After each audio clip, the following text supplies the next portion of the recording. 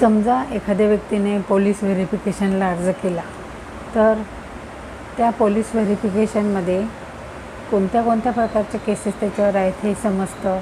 समजा त्याच्यावर FIR दाखल झालेली असेल तर त्याच्यात FIR झाली की नाही हे समजेल. त्याच्यावर चार्जशीट झालेली आहे का दाखल, म्हणजे त्याच्यावर कुठल्या प्रकारचा चार्ज आहे का आणि त्याच्यावर चार्जशीट बनली का हे पण समजेल.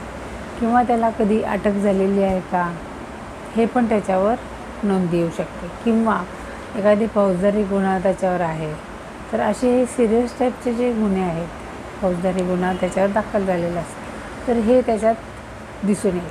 परंतु एक दिवाणी प्रकारचे काही गुन्हा असेल, समजा प्रॉपर्टी रिलेटेड ह्याच्या असे जर काही गुन्हे असतील तर ते त्याच्यात दिसतील असं नाही. म्हणजेच कुठल्याही व्यक्तीने पोलीस व्हेरिफिकेशनला अर्ज केला की त्याच्यात ह्या सगळ्याच प्रकारचे केसेस दिसतात असं नाही.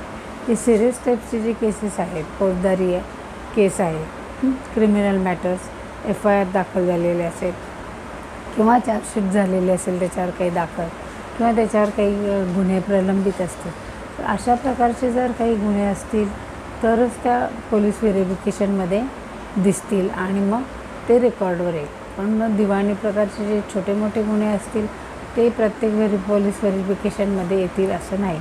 म्हणून प्रत्येक पोलीस व्हेरिफिकेशन फेल होईल असंही नाही.